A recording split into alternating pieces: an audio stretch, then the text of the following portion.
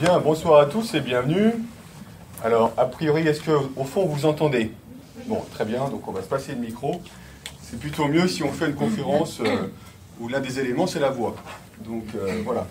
Je suis heureux de vous accueillir. Donc je suis Benjamin Grenard. Un certain nombre d'entre vous me connaissent. Et je travaille sur le souffle et la voix. Je vous présente Bernard Zansfelder, donc, qui est psychologue, hypnothérapeute, spécialiste de la précocité intellectuelle et de la maladie d'Alzheimer, voilà, qui vient d'écrire un bouquin qui s'appelle Vaincre peur et culpabilité grâce aux neurosciences et à l'auto-hypnose. Et à l'origine, cette conférence lui était spécialement et uniquement dédiée. Et il se trouve que Bernard et moi, on travaille ensemble en combinant nos pratiques, parce qu'elles vont dans le même sens. Et donc, il m'a proposé, et je le remercie, qu'on fasse tous les deux la conférence pour présenter notre travail sur l'hypnose, le souffle et la voix. Voilà, donc vous aurez un temps où Bernard Zansfelder va vous présenter son travail. Ensuite, je vous présenterai le mien et on fera un discours sur nos pratiques communes. Et à la fin, il y a certains d'entre vous qui pourront tester, s'ils le souhaitent. Et il y aura un moment de questions. Questions-réponses. Alors ça n'est pas évident ce soir dans cette pièce, mais en fait, au niveau de ce qu'on appelle l'ainophonie, dont on va vous parler ce soir, le terme va prendre sens pendant nos interventions, nous sommes trois.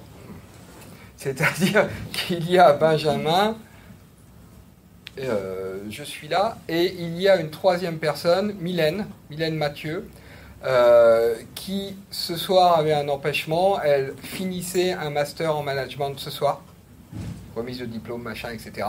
Voilà. Donc elle, à la base, elle est physicienne, ensuite dans le management, et elle commence une carrière de ce que je vais vous expliquer, c'est-à-dire hypnothérapeute, forme d'hypnose. Et comment dire, ça fait 2 ans qu'elle est en formation d'hypnothérapie didactique, dans laquelle il y a tout un travail qui est fait de façon à ce qu'elle puisse recevoir des gens, donc avec un travail personnel et un travail technique. Elle commence la formation en pneumaphonie avec Benjamin pour pouvoir être derrière le clavier. Comme ça, elle sera complètement... elle pourra prendre notre place. Voilà, donc elle n'est pas là. Elle m'a demandé de vous présenter ses excuses. Sa carte est sur la petite table à la sortie. Elle consulte à Lyon, enfin, etc. Voilà. Bien. Donc, je vais commencer le titre de cette intervention, si je ne me trompe pas. Une fois, j'avais commencé à me tromper. C'est par la voix, laisser être qui je suis. C'est ça? Ouais. Donc, moi, je vais m'occuper de la deuxième partie. C'est-à-dire de la partie laisser être qui je suis, qui, en général, est un terme fourre-tout. C'est-à-dire qui je suis, bof, à quoi on se raccroche, etc. Comme aussi le terme lâcher prise, etc. C'est souvent des termes assez flous. De façon à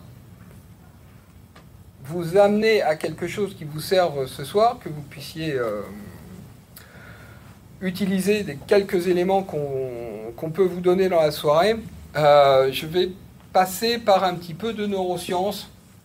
Je vais vous présenter certains éléments de neurosciences. Si vous souhaitez les approfondir, parce que bah voilà, je vais faire pendant une demi-heure ma partie, Benjamin à peu près aussi pendant une demi-heure, donc si je rentrais dans le détail des expériences, etc., sur lesquelles je m'appuie, parce qu'il y a certaines expériences qui peuvent surprendre. Si vous voulez les détails, il y a toutes les références dans mon bouquin, qui est là-bas, donc un très très bon livre, qui est en promo. Bon. Et ce livre, justement, à la base, ne s'appelait pas du tout Vaincre peur et culpabilité grâce à, je ne sais plus, l'auto-hypnose et aux neurosciences. C'est-à-dire que lorsqu'un livre est publié, le manuscrit appartient à l'éditeur. C'est-à-dire que le manuscrit n'appartient plus du tout à l'auteur. C'est comme ça. Donc, l'éditeur peut changer ce qu'il veut, comme il veut. Il y a des éditeurs, et j'ai la chance de travailler avec un éditeur avec qui il y a un dialogue permanent. Mais il y a des éditeurs qui ne demandent pas leur avis à l'auteur, et l'auteur voit que son livre est sorti, mais c'est pas du tout... Voilà, même le plan est changé, machin. Il y a des morceaux qui ont disparu, il y a... Voilà, faut le savoir. Voilà, vous aurez appris quelque chose ce soir. Donc mon éditeur a reçu un manuscrit avec un titre qui était enlevé jusqu'à soi. Alors, un éditeur qui voit ça, il se dit, bah ça, quand une librairie va recevoir ce titre-là, il va mettre ça en rayon striptease. Ça va pas aller. Le titre c'était enlevé jusqu'à soi.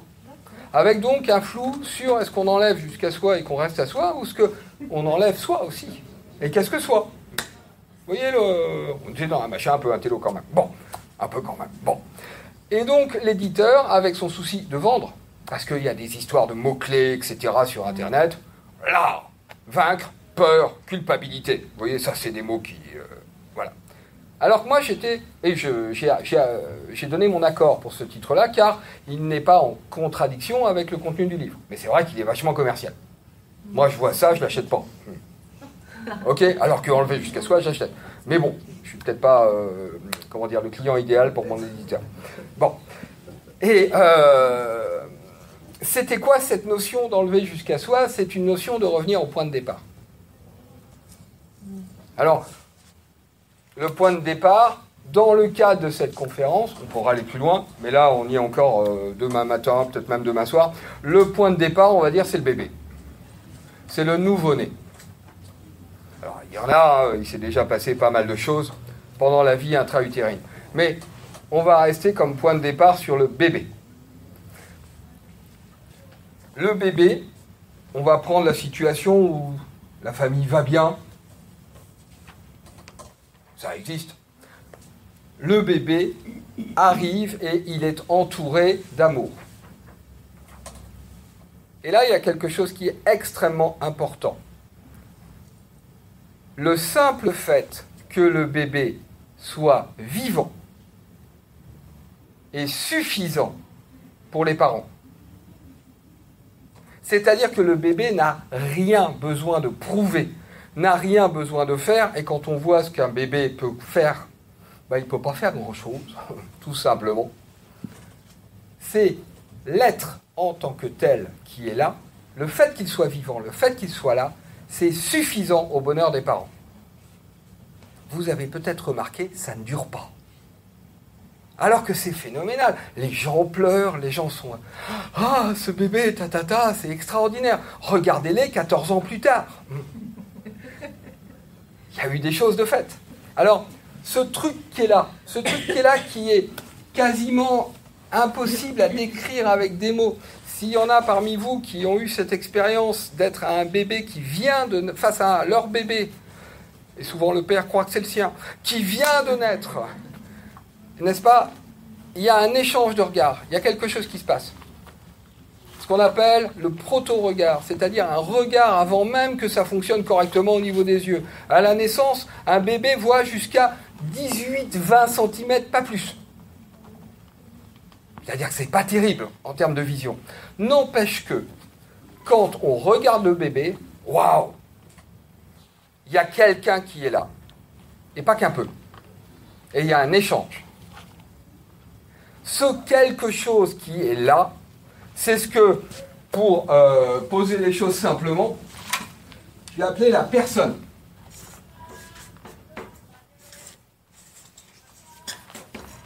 Il n'y a pas besoin de lire. La personne. Voilà. Donc on est plutôt de l'ordre du ressenti. On est de l'ordre de quelque chose qu'on se prend dans la figure qu'il me semble impossible de décrire avec des mots ou alors de la poésie. Et la personne ne sait pas ce qu'elle va se prendre dans la figure.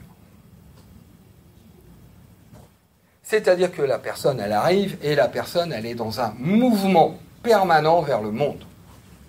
Elle s'émerveille du monde.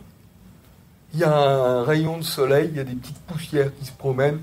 C'est suffisant. Il n'y a pas besoin de Xbox, il n'y a pas besoin de DS, c'est pas la peine. Juste les poussières dans un rayon de soleil. C'est merveilleux. Un escargot, c'est extraordinaire.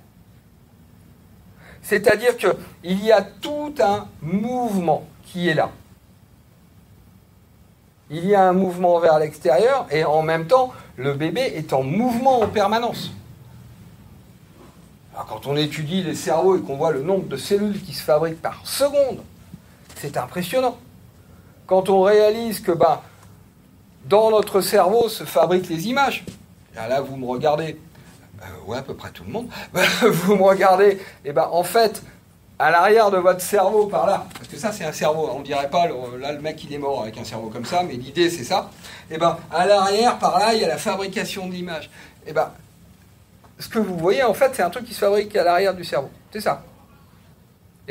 Le bébé, comme tout le monde, il est dans le monde qui se fabrique dans le cerveau. Les images qui se fabriquent dans le cerveau. Oui, mais son cerveau à la naissance, tout ça là, ça fonctionne. D'abord, les 3/4 ne sont pas construits, et ça fonctionne extrêmement mal quand ça fonctionne. En gros, ça fonctionne jusque-là.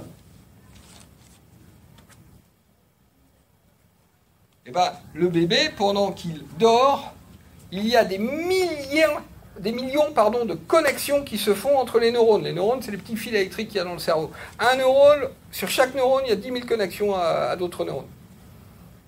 Si bien que le bébé, il s'endort dans un monde. Et il se réveille dans un autre. Imaginez que vous vous endormez dans un monde et vous vous réveillez, ce monde a changé. Vous vous rendormez 4 heures plus tard. Parce qu'eux, ils ne vont pas bosser. Tous les 4 heures, ils peuvent se rendormir. Vous vous rendormez à nouveau et vous vous réveillez, clac. Imaginez même avec votre rythme de vie habituel que tous les matins, le monde a changé. C'est plus le même monde. Combien de temps avant de péter une durite? Combien de temps avant de devenir fou? C'est insupportable. Or, on l'a tous fait. Et on ne l'a pas fait pendant une journée. On l'a fait pendant des mois. Alors, je ne sais pas, mais on n'est pas tous devenus fous. Quoique. N'empêche que, voilà, on est là, déjà, donc c'est bien. Bon. Et comment il fait, le bébé, pour ne pas devenir fou? La réponse, elle est vachement intéressante. Il ne fait rien. Il se laisse faire. Il laisse les transformations se faire. Au lieu de lutter, comme on le fait tous contre le monde, au lieu de lutter, comme on le fait tous, contre tous les changements, contre tout le mouvement, il se laisse prendre. Il est dans le mouvement. Il est dans les changements. Il se laisse transformer. Sans aucune opération intellectuelle. Il est dans laisser faire. Déjà ? Oula. Ouais, bon. Ok.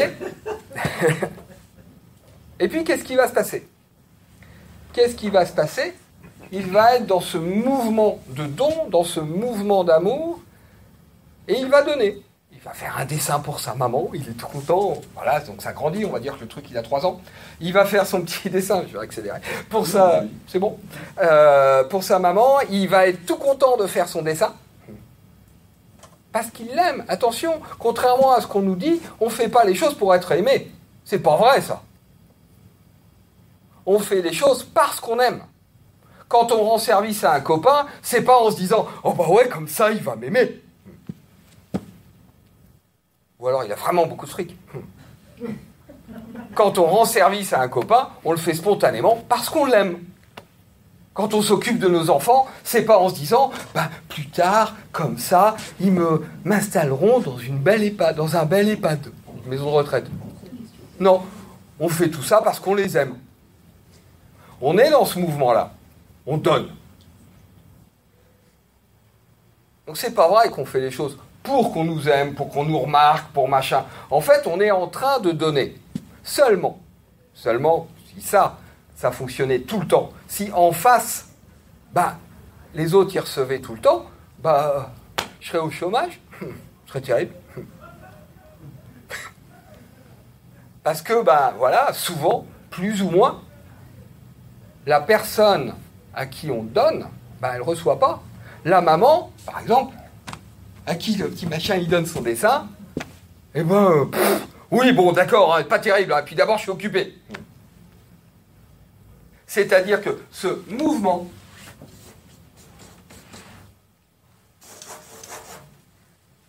se heurte plus ou moins à un mur.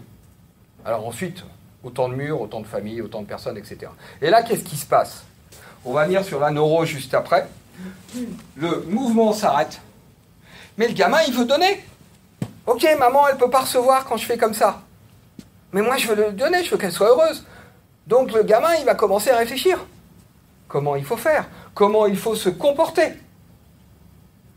Il va y avoir la personne d'un côté, il va y avoir le comportement de l'autre. Il va y avoir une dissociation éventuellement terrible entre soi et son comportement. Et cette dissociation, elle amène de façon mécanique, ça se fait dans le cerveau, à la création d'un autre truc. Ce que j'appelle le personnage. Et ça va loin parce que quand le personnage il commence à se construire, eh ben, puisque ma façon spontanée de faire, elle n'atteint pas son but, j'arrive pas à aimer les autres, ben, c'est sûrement que je suis nul, c'est sûrement que je suis monstrueux. Alors, faut surtout pas que je montre qui je suis dans le fond, faut cacher ce truc-là, faut le faire taire au maximum, et faut développer le personnage pour protéger l'extérieur.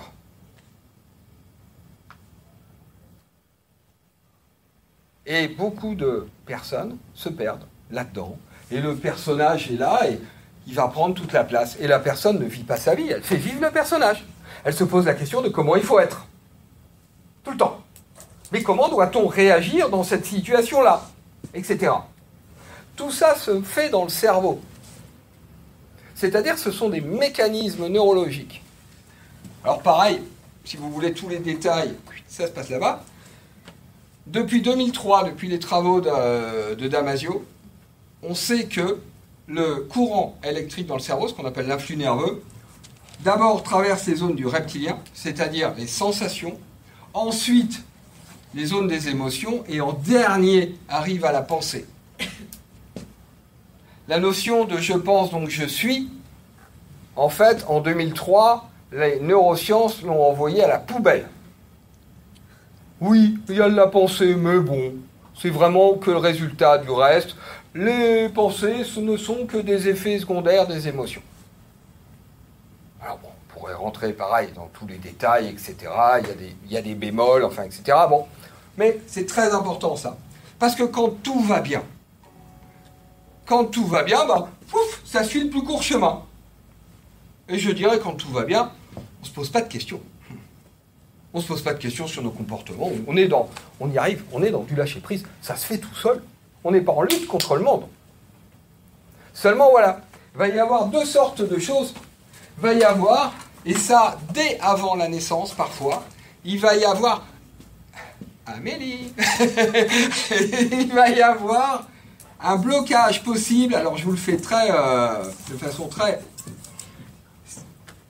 schématique. À la base du cerveau, c'est ce qu'on appelle la peur. C'est-à-dire qu'il va y avoir, il y a deux zones, il y a l'amygdale et l'hippocampe, etc. Tout ça, hop, c'est les peurs. Et les peurs, qu'est-ce qu'elles vont faire? Ben, elles vont dévier le courant. Le courant, il ne va pas aller vers là où il aurait dû aller. Et puis, il y a une deuxième zone qui apparaît plus tard, qui apparaît vers... à partir de 8 mois, 10 mois, 12 mois. 12 mois, c'est bon. À 1 an, c'est bon. On sait que c'est là. C'est ce qu'on appelle... Alors, c'est beaucoup plus haut dans le cerveau. Il y a 3 zones, en fait. Enfin, bref. Hop, pareil, on fait ça. C'est ce qu'on appelle la culpabilité. Et la culpabilité, à peu près tout le monde connaît. Se sentir coupable. Et la culpabilité va venir aussi dévier l'influx nerveux. Ça veut dire que quand il y a de la peur ou quand il y a de la culpabilité, ça va tout fausser. Et ça peut aller jusqu'à déclencher des comportements qui ne sont pas du tout les nôtres. C'est-à-dire qu'on fait des choses alors qu'on n'est même pas d'accord avec ce qu'on fait. On se voit faire. Ça arrive à tout le monde de dire, mais attends, c'est pas vrai, pourquoi je suis énervé comme ça là? se mettre en colère et en même temps de se dire mais c'est n'importe quoi d'être en colère comme ça. Vous voyez ce que je veux dire? Il y a une dissociation. Je ne parle pas de schizophrénie, de machin, etc. On connaît tous ça. On est énervé, on ne sait pas pourquoi, et on s'en veut d'être énervé. Alors comme on s'en veut d'être énervé, ça veut dire qu'on culpabilise d'être énervé, donc on est encore plus énervé. Et ça va faire quoi? Ça va déclencher des émo-comportements dissociatifs, c'est-à-dire que tout ça va déclencher des comportements qui vont complètement nous échapper. Alors plutôt que de parler d'émo-comportements dissociatifs, on va faire simple. Il y a l'individu, et l'individu, il va constater qu'il fait n'importe quoi. Le terme technique est vachement important à mémoriser. On appelle ça un grabouillis. Ok? Et bien c'est ça. Et on a tous des grabouillis, plus ou moins importants. Il y a des gens, c'est des crises d'angoisse. Il y a des gens, c'est du délire. Il y a des gens, c'est un mal-être diffus, etc. Pareil, de façon globale. Attention, la personne constate le déclenchement du grabouillis. Elle n'y peut rien. Elle est consciente. Elle constate qu'elle fait n'importe quoi, que ce qu'elle fait, ça ne va pas, etc. Elle n'y peut rien. J'insiste là-dessus. Mais le fait de voir qu'elle est en train de faire n'importe quoi, encore une fois, on connaît tout ça. On s'énerve à la queue du supermarché parce que... Mais c'est pas vrai, il n'y a que la queue d'à côté qui avance. Enfin, etc. Voilà. Et ça peut aller jusqu'au grand délire. Le fait qu'il y ait un grabouillis crée de la culpabilité. On culpabilise d'être en train de faire n'importe quoi, et après on a peur que ça revienne, et on culpabilise d'avoir fait n'importe quoi. C'est vicieux. Quand il y a peur, quand il y a culpabilité, alors oui, c'est là qu'on peut voir que le cerveau fait des choses, et on n'est pas notre cerveau. Je ne sais pas répondre à ce qu'on est, encore une fois, il faudrait de la poésie, mais on n'est pas notre cerveau. On ne se réduit pas au cerveau, et souvent, comme je dis souvent à mes patients, on est en désaccord avec notre cerveau. Il s'agit souvent de montrer à notre cerveau qu'il se trompe. Et en fait, moi, ce qui m'amuse beaucoup, c'est que c'est les neurosciences qui nous montrent ça. Il y a des gens qui bossent sur le cerveau, on aboutit à dire « Ouais, il faut que je montre à mon cerveau qu'il est en train de faire n'importe quoi. » Bien. Ici, j'ai rajouté un petit truc. Alors, à la base, ça, c'est le tronc cérébral qui commence là. Il y a la colonne vertébrale, etc. Bien. Il y a une carte. C'est quoi cette histoire de carte? C'est le fait que, sans arrêt, à la base du cerveau, le cerveau reçoit, à la base, des informations sur tout ce qui se passe dans le corps. C'est-à-dire qu'il n'y a pas le cerveau d'un côté et le corps de l'autre. Tout est en va-et-vient permanent. Ça dialogue tout le temps. Lorsqu'il y a une peur, lorsqu'il y a une culpabilité, donc dans le cerveau, dans le corps, quelque part, il y a une tension, il y a une crispation, il y a des muscles profonds qui se figent. Notre cerveau passe son temps à essayer de nous protéger contre tous les dangers. C'est pour ça qu'il mémorise dès avant la naissance ce que nous vivons comme tension, ce que nous vivons comme culpabilité à partir de maintenant, ce que nous vivons comme peur tout au long de la vie, etc. Tout ça est mémorisé. Et dès que notre cerveau voit un truc qui ressemble à quelque chose, même si c'était 30 ans avant, il lance un signal. Même si le contexte n'a rien à voir, même si on était tout petit et du coup on était complètement vulnérable, alors que là on est une balèze de baraque, il s'en fiche le cerveau. Il va déclencher des peurs complètement en dehors de la réalité de ce qui est en train de se passer. Parce qu'il croit nous protéger. Or, notre cerveau reçoit des informations de tension dans le corps. À chaque fois qu'il y a culpabilité ou peur, ou les deux, clac, une crispation quelque part. Notamment dans ces zones-là. Alors là, c'est là qu'il y en a le plus. Bon. Donc notre cerveau reçoit sans arrêt ces trucs-là, et la carte qui est là, lui renvoie la présence de tension. Donc notre cerveau reçoit sans arrêt une information de « Attention, il y a du danger. C'est stocké dans la musculature profonde. Il y a des tensions. » Donc notre cerveau, il est sans arrêt en train d'être dans de la vigilance. Il faut contrôler. Encore une fois, cercle vicieux. Bien, voilà de façon très rapide, 2-3 mots sur l'hypnose. C'est bon? Je suis dans les temps? Ok, merci, chef. Et donc, 2-3 mots sur l'hypnose, parce que ça, c'est des explications sur l'angoisse, sur le mal-être, etc. C'est très simple, hein. Sortir du mal-être, c'est très simple. Il suffit d'enlever les culpabilités et les peurs. Dit comme ça. Ben ouais, enfin, c'est tout bête, ça. Ok, ben voilà, au revoir, bonne soirée, débrouillez-vous avec ça. Ben ouais, mais attends, comment on fait? Eh ben, pour aller bien, il y a plein de réponses. Alors, il y a plein de réponses. Il y a des tas de gens qui, quand ça ne va pas, renforcent le personnage. En hypnose, c'est ce que font tous mes collègues, et c'est une réponse adaptée à plein de questions. Plein de mes collègues reçoivent des gens qui ne vont pas bien, et ce qu'ils vont faire, c'est qu'ils vont renforcer le personnage. Ils vont remettre en marche ce qui ne va pas. Ou ils vont aider la personne à être encore plus ce qu'elle veut être. Je suis fumeur, je ne veux pas. Ça ne correspond pas à mon image. Ok, très bien. On vous dégoûte du tabac. Pas de problème. Ok, pourquoi pas? Pourquoi pas? C'est un mode de réponse qui respecte une certaine demande. Rien à dire. Ce n'est pas mon optique. Mon optique est différente. Cette optique, moi j'y suis arrivé par les neurosciences et j'ai trouvé, j'étais émerveillé par le travail d'un monsieur qui maintenant malheureusement est décédé, c'était François Roustan, qui était là-dedans à fond. C'est-à-dire une autre optique que l'hypnose habituelle, que ce qu'on voit partout. Et encore une fois, je ne suis pas en train de dénigrer, je suis en train de dire qu'on fait autre chose. Cette autre chose, c'est de dire quoi? Le personnage dysfonctionne. Il y a des trucs qui ne vont pas. Tant mieux. On va pouvoir le fiche en l'air, le personnage. Pourquoi? Pour permettre à la personne de vivre enfin. Pour permettre à la personne de s'épanouir. Alors, c'est dit comme ça fait cool, c'est pas simple. Mais qu'est-ce qu'on va faire? On va attaquer, je dirais, par principalement 2 biais. Il n'y a pas besoin de faire des hypnoses profondes, des machins, etc. Comment il construit le personnage? Le personnage, il se construit sur des peurs et des culpabilités. D'accord. La plupart des gens dans cette pièce, je suppose, sont des gens gentils. Voilà. Il y a même des gens, ils sont tellement gentils qu'ils se font avoir par tout le monde. Mais est-ce qu'on est gentil par choix? Ou est-ce qu'on est gentil par peur? Parce que pour être gentil par choix, pour qu'un choix soit possible, c'est-à-dire pour que la personne puisse librement choisir ce qu'elle fait, librement, il faut qu'elle puisse faire au moins 2 choses. Sinon, il n'y a pas de choix. C'est comme des élections où il n'y a qu'un seul candidat. Il faut au moins qu'il y en ait 2. Bon, des fois, on vote vraiment par défaut. Mais bon, il faut au moins qu'il y en ait 2.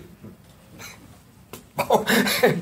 Et bien, par exemple, pour pouvoir être gentil, il faut pouvoir être méchant. Ça paraît tout bête. Sinon, c'est pas un choix. Alors vous allez me dire, mais on peut être autre chose que gentil ou méchant. Oui, on peut être indifférent, etc. Bon, on peut aussi dépasser ça et devenir respectueux. Mais être respectueux, c'est pas toujours gentil. Voilà, mais ça c'est, encore une fois, on passe à la vitesse supérieure. Mais vous voyez, c'est cette notion de liberté. Je ne suis libre d'être gentil que quand je sais que je pourrais être méchant. Ah oui, tout à fait. Sauf que, on ne nous a pas élevés comme ça. Et comme on aime notre entourage, on a gobé ça. Faut pas être méchant. Alors on n'est pas méchant. Il y a un interdit d'être méchant. Ah non, c'est pas possible. Alors, encore une fois, il y a des gens qui sont gentils par choix. Ça veut dire que s'ils veulent, ils pourraient être méchants. Ils sont libres. La majorité des gens n'est pas libre. La majorité des gens a peur d'être méchant. Et énormément de gens vont s'interdire des choses, vont être gentils par peur d'être méchants. C'est pas de la liberté, ça. C'est pas du bien-être. C'est en tension. Encore une fois, quand je parle de tension, c'est pas un truc qui plane, hein. C'est dans tout le corps. Donc voilà. Eh ben, on va enlever tout ça. On va enlever tout ça en faisant comment? Alors pareil, expérience de neurosciences, je ne sais même plus, il y a 2013, truc comme ça, c'est assez récent. Truc sur la peur. On va montrer au cerveau qui se plante. alors que la personne est en situation de légère vulnérabilité, il n'y a pas besoin de faire des hypnoses où la personne ne se rend pas compte de ce qui se passe. Au contraire même, il faut que la personne, elle soit là, elle soit consciente de ce qui se passe. Et en même temps, elle constate que quelque chose se fait tout seul, en la respectant. On ne force jamais rien. On n'a pas le pouvoir sur les gens. On n'a pas à manipuler les gens, on n'a pas à prendre le pouvoir.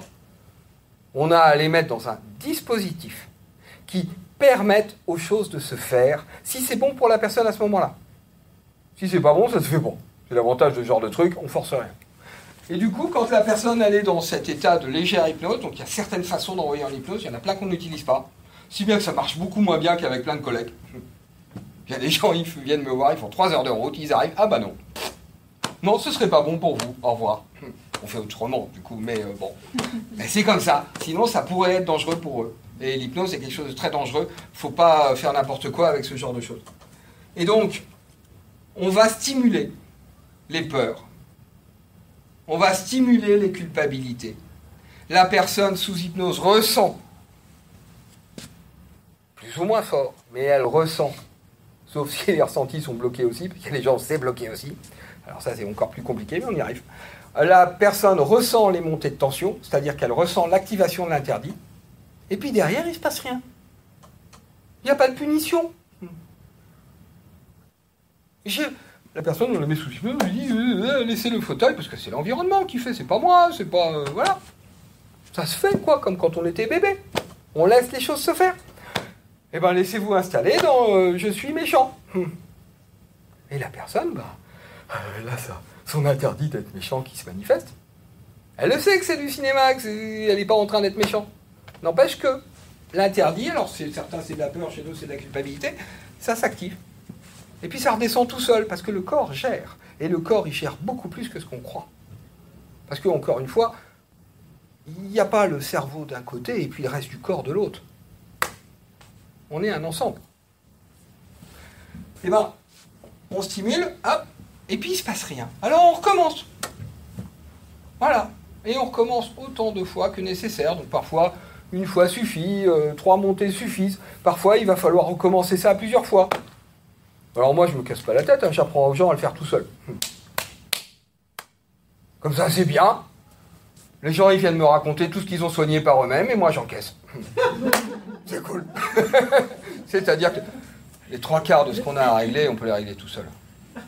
Et c'est vraiment spectaculaire. C'est juste une question de temps, de nombre de fois on va stimuler. Après, ça disparaît tout seul. C'est-à-dire qu'à un moment, la personne, elle va, je suis méchant.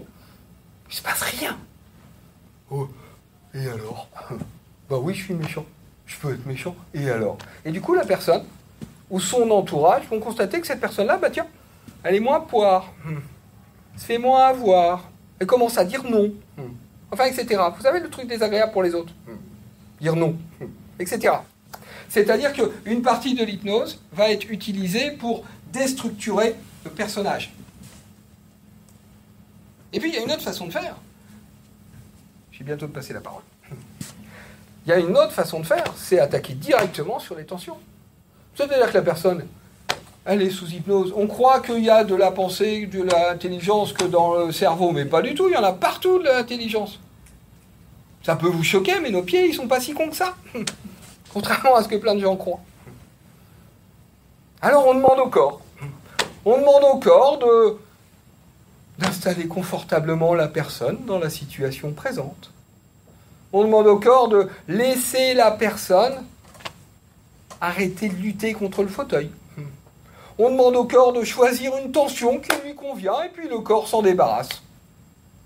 Et on ne sait pas ce qu'on est en train de laisser partir, parce qu'on n'est pas en train de laisser partir, pardon. On n'est pas ce qui est en train de se laisser partir. C'est pas nous qui faisons. C'est moins qu'on puisse dire. C'est-à-dire que, en intervenant directement sur le corps, en demandant au corps de faire, eh ben, les mouvements se remettent en marche. C'est-à-dire qu'il y a 2 portes d'entrée, on passe par le cerveau, on passe par le corps. Les 2 fonctionnent extrêmement bien. Et il n'y en a pas un qui est mieux que l'autre. On fait les 2. Et les résultats sont extrêmement intéressants. Et je vous dis ça d'autant plus que je ne consulte pas à Lyon.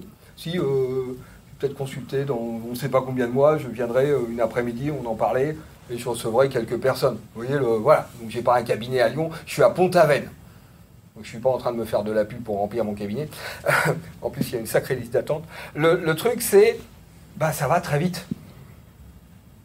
Et quand les personnes, elles font des séances par elles-mêmes, d'auto-hypnose, quand je vous dis très vite, pour vous dire les choses de façon... je suis sur une moyenne de suivi thérapeutique de 6 séances. La moyenne nationale, c'est 150. Ça... J'aurais dû d'ailleurs faire le calcul de ce que les gens dépensent en 150 séances et ramener ça à 6, ce serait pas mal. Je pense que j'aurais la Rolls en bas. Mais c'est-à-dire que voilà. Alors il y a des gens, c'est plus de 6 séances. Il y a des gens, il y a des trucs qui bloquent. Mais la majorité des gens, on les voit 2-3 fois. C'est-à-dire que les résultats sont là à partir du moment où les gens font par eux-mêmes. Attention, c'est pas... Voilà. C'est-à-dire que des résultats sont tangibles. Et moi, je n'ai pas, c'est Roustan, en termes techniques, qui avait lancé le truc. Et pour avoir travaillé avec Roustan, je peux vous dire que c'était quelque chose, pour l'instant, moi tout petit, Roustan très grand. Voilà, mais il n'est plus là. Donc voilà, et moi j'ai formé Mylène, dont je vous parlais tout à l'heure, qui elle est à Lyon. Voilà, qui reçoit. Alors ce travail sur la tension, et ce travail, non, on n'est pas sur la déconstruction du personnage, mais on est sur la tension, on va y revenir. On va y revenir parce qu'on va parler du corps. Ça te va comme intro ? Très bien.